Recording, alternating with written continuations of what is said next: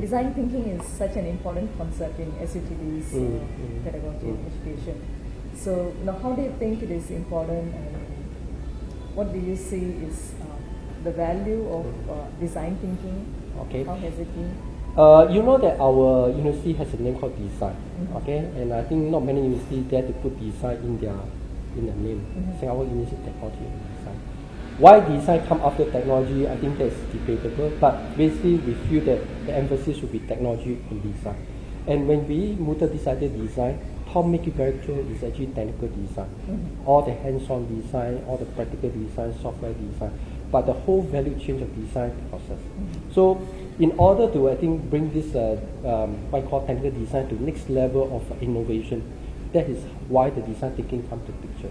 I myself is not trained in design thinking area, design innovation. So we have to work very closely with design faculty, people like Chris Hood, Lucian, so on and so forth. So we learn from each other. And I think the way we approach a design to a certain extent from the term 2 to term 8 is a right approach, meaning that we give the student the basic design thinking philosophy, how to actually understand the user need, how to understand the local environment, so on and so forth, even budget constraint, come out a suite of solution, and from there they have to debate, they have to discuss, then pick the best from the need of a user perspective. It could be because budget issue, local constraint issues, so on and so forth. And coupled with the technical design we provided to them, meaning that right now they have to do things based on design based on I would say foundation. These are math, physics, chemistry, biology, right? So this technical design coupled with the design thinking, and if you have these two work combined together, you can see this is going to be a very innovative process. The reason is very simple, is that you don't just do the simple traditional design for experiment approach, where you meet all the specifications and say, oh, my job is done, and that's a product system we develop. And cost could be a big concern, and maybe other issue could be a big concern without being taken into account right at the beginning. And I think this will be, I would say, quite applicable in my view right now, knowing that I worked in industry for a couple of years before transiting to university. If this approach can be done upfront, like design for maintainability, design for reliability, design for even with supply chain. Now all this can come actually at the design stage. You will save a lot of, I would say, time, manpower, or even improve the efficiency. Because right now you know that if you do this, what will happen if you don't have actually the next thing to support it. So design, I think, our own design thinking and philosophy, or maybe design innovation to a certain extent, will help us to enhance our technical design. Because I think technical design itself, everyone can do very well. But how to do it differently and more creatively, I think the design thinking approach will help us push to the next higher level. And that's my view. Okay. And it has been seen by, I think, by our students. And more importantly, I think the design thinking approach also encourages the student to work as a team, to be a good collaborator. I think these are the peripheral benefit will come along if you work on the design project, because no longer it's an individual, I would say, project that you have to deliver. It's a team-based. So these are, I think, value add we provide through our system, through our maybe training here, which is sometimes may not be very visible, but which are important right now in today's world. So I hope this curriculum can be further improved. We are doing a lot of fine-tuning, improvement, hoping that maybe we can actually make this design thinking or design innovation approach even more innovative.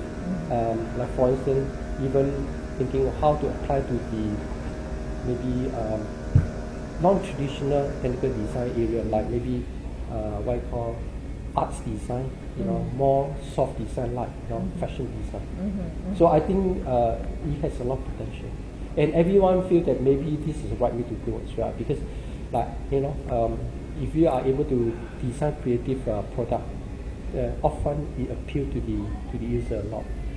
you know what I'm trying to say. In the old days, you had this MP3 device from one of the local company compared to Apple, the iPod, right?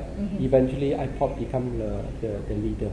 Right. And I think to some extent, I think design play a role. Yeah.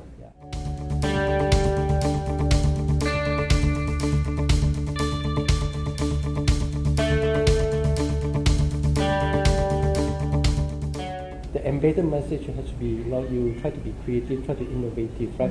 Try to be an entrepreneur. So I think that part it actually is important because students will remember that. So when they do something, they try to see, hey, is there a better way to do it? When you say innovation, it doesn't mean that it's like invention. You do not need to create something from zero or from scratch. It's actually try to make things more creative through certain change of the current process product. I think that is, to me, is a definition of innovation. And that is already actually a very important message.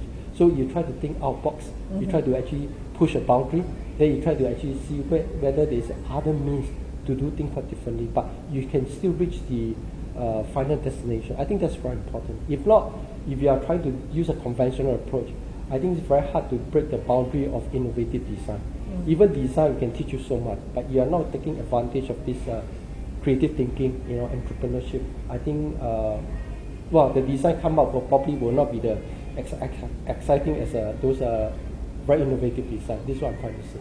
So I think they are important message we already embedded in the curriculum. But if we can keep, our curriculum live, like for instance, launching a lot of design projects for them to embrace it, to try it out, I think that this would be the way to go, and this would be exciting, which I think already taking place. The question next is like, what is next for us? I think we have to think quite carefully. And one thing have been mooting, I think I shared with you guys some once a while, is actually the flexible curriculum. I think this will be very forthcoming, but it doesn't mean that it's not one size fits all again. Right. But you certainly will meet certain aspiration of certain students who are more inclined to be a maker, to be an entrepreneur, or to be a self-learner. And I think I believe that if we can make the curriculum flexible and the policy allow us to do that, I think this will lead to quite interesting learning environment.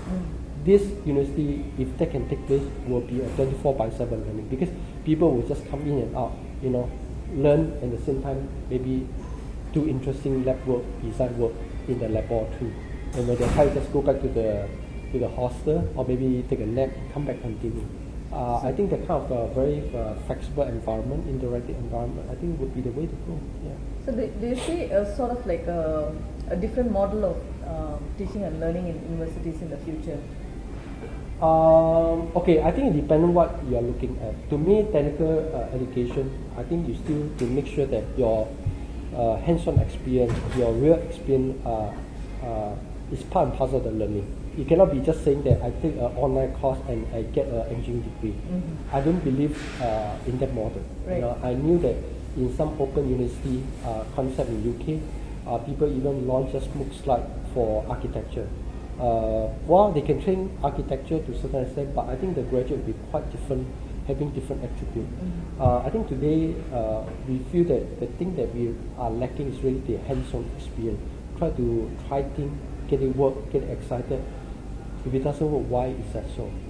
Try to learn from the mistake, why you fail. I think those are important. I think experience or skill set. Every student, or even I think everyone needs to have, because life is not always very smooth throughout. You will make mistakes, then how to actually pick it up, learn the mistake and pick it up from there, and learn fast and fail fast, or fail fast, learn fast, and maybe move forward from there. So I think the educational pedagogy will change, but to a certain extent for technical education, I think the cohort-based learning, which we are, I would say, embracing, should be there. But it's like making the section, the lab, or the classroom more efficient, more interactive. I mean, you can also learn without the presence of the instructor. You look at this environment here, right? Just imagine a robot come by. I can actually tap on him, say, sorry, I need to talk to Nacha right now, I have this problem. And interactively, maybe through the wireless internet network, it could be at home, interacting with me. Then I may say that, hey, Nacha, I really have an issue that maybe can you put on the goggles? Let me pull out this problem set, and you can interactively, teach me how to move forward. And from there, I can go back to the lab itself and continue from there.